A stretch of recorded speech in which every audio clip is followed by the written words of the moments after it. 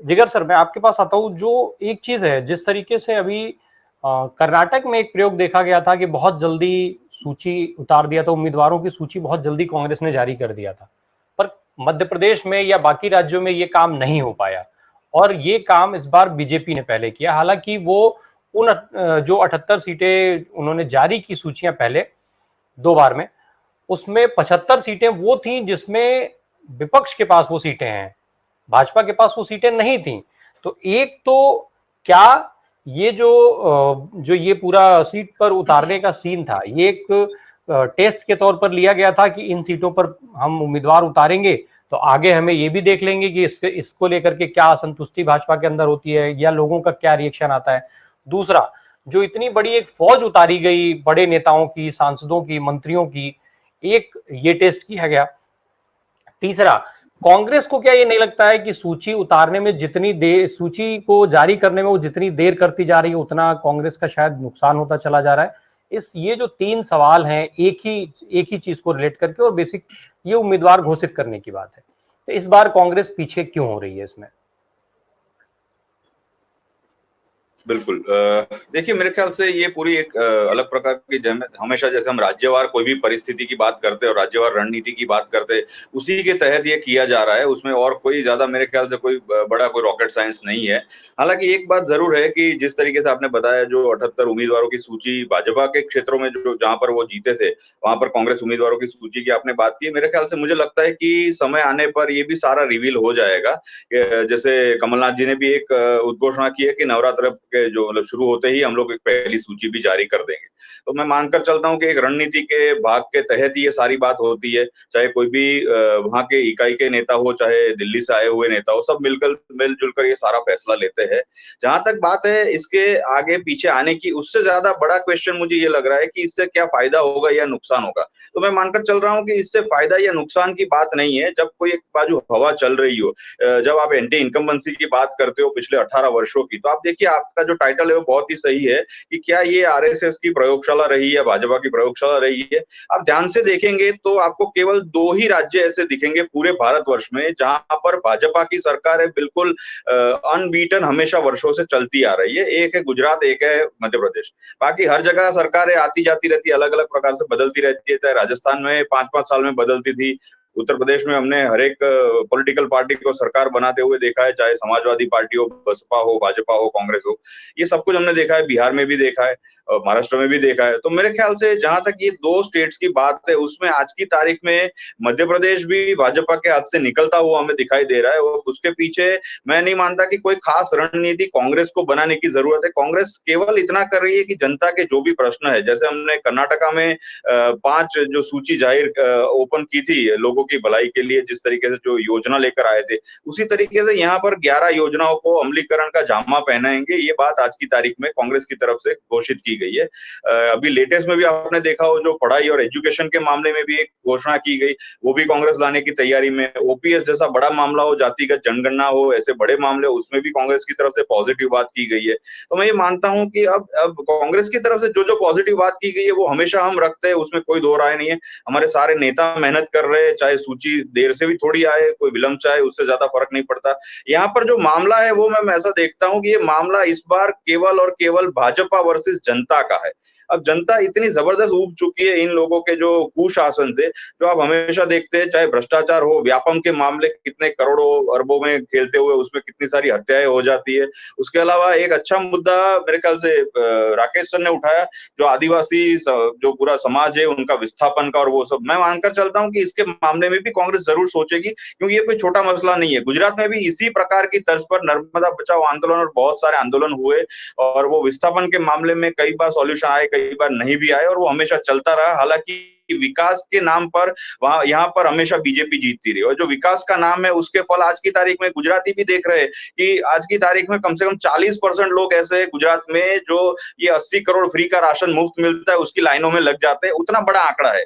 तो ये मुझे लगता है कि अगर 6.5 करोड़ की जनता में आपके 2.5-3 करोड़ लोग मुफ्त राशन की लाइन में खड़े, तो 27 साल बाद ये कैसा विकास हुआ और ये विकास का क्या पैमाना है, वो मेरी समझ से बिल्कुल बाहर है। तो मैं ये मानता हूँ इस बार बिल्कुल केवल लड़ाई है वो भाजपा वर्सेस जनता की है। सारी टीम फ्रंट पर हमारी लगी हुई है, चाहे कमलनाथ जी हो, चाहे दिग्विजय सिंह हो, चाहे छोटे से छोटा हमारा कोई भी कार्यकर्ता हो, सब कोई हर कोई फील्ड पर है। हम केवल जाकर इतना बता रहे हैं जनता को कि 18 वर्षों से मामा जी ने जो अपनी बहन को मामा मामा बोलकर जो मामा बनाया, वो जो बात कर रहे हैं ना, उसको समझने की ज़रूरत है।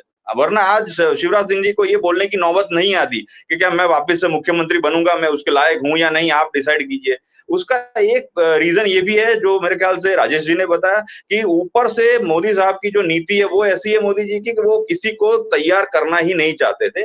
अब हम आज की तारीख में ये चर्चा ये करते हैं कि भाजपा बिल्कुल क्रूर है या जिसे कहते हैं करुणाविहीन है, लोगों की उनको परवाह नहीं है।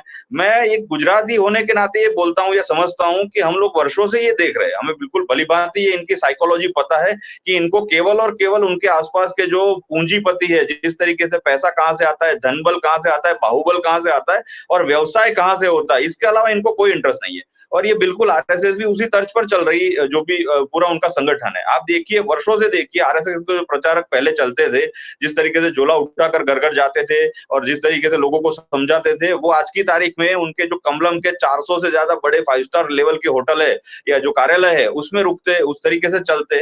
ये केवल पूंजीवाद है। वो सिर्फ एक एक मौके की तलाश में थे और वो मौका उनको 2014 में किसी तरीके से मिल गया। आप देखिए हमेशा भाजपा की एक और भी चीज़ मैंने मार्क की है, या तो उनके पास कोई मुद्दा होता है जिसको वो बहुत बड़ा ज़बरदस्त नेशनल लेवल का मुद्दा बना देते हैं या फिर उनके पास कोई चेहरा होता है। केवल 2014 में ऐसा हुआ कि उनके पास मुद्दा भी था और चेहरा भी था और वो 2 चीज़ उन्होंने इकट्ठा कर दी और वो इकट्ठा करके वो सत्ता में बैठ गए और इस लेवल पे बैठ गए कि अब लोगों को अब 10 वर्षों के बाद समझ आ रहा है, 9.5 वर्षों के बाद कि हमने ये हमारी से क्या गलती हो गई।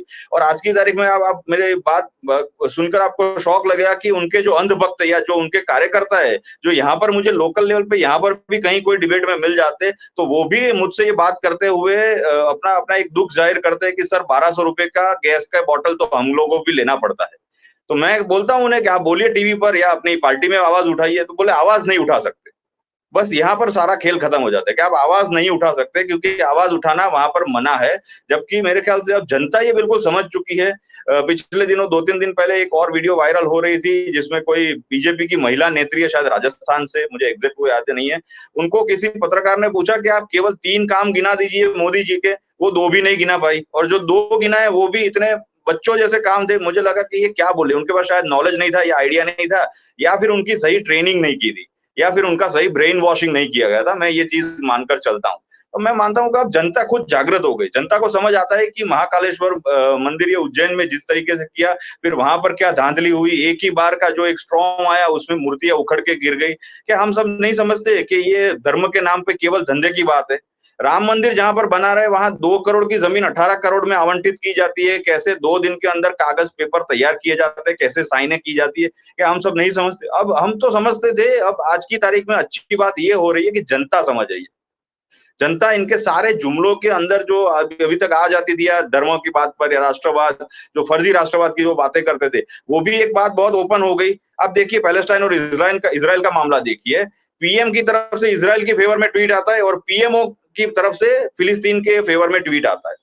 अब इसे जनता क्या समझेगी? ये केवल और केवल बात घुमाना जानते हैं। इनको पता है कि हम कैसे घुमा सकते हैं, वो उन्होंने घुमा लिया। पर एक बात मैं बिल्कुल मानता हूँ और हम सब इस बात से सहमत होंगे कि आप एक ही प्रकार के झूठ से एक बार उल्लू बना सकते हैं, ज़्यादा से ज़्यादा 2 बार बना सकते हैं, तीसरी बार नहीं बना सकते। क्योंकि तीसरी बार बनाने के समय लोग आपको समझ गए होते हैं, लोग जान गए होते हैं कि जहाँ पर कल जैसे हमारे देश में जो ट्रेन दुर्घटना हुई जिसमें 4 लोग मारे गए और कई सारे लोगों की घायल होने की सूचनाएँ, तब हमारे प्रधानमंत्री जी वहाँ पर जाकर भगवान की पूजा करके एक अलग से पोशाक में बहुत बड़े मॉन्क है, बहुत बड़े साधु है, इसी तरीके से फोटोशूट करा रहे थे। और ये आज की बात नहीं है, पुलवामा के समय से। पुलवामा के समय से भी उस समय उस दिन भी वो जो एक डिस्कवरी चैनल के एक व्यक्ति है, उनके साथ फोटोशूट करवाए थे जंगल में। तो मेरे ख्याल से अब लोग बिल्कुल समझ चुके हैं कि ये किस तरीके के लोग हैं, चाहे शिवराज सिंह चौहान हो या उनके वहां के कोई मंत्री या मिनिस्टर हो, वो कितने करप्ट है, किस तरीके से आज की तारीख में मध्य प्रदेश के शासन को उन्होंने बिल्कुल डुबो दिया है।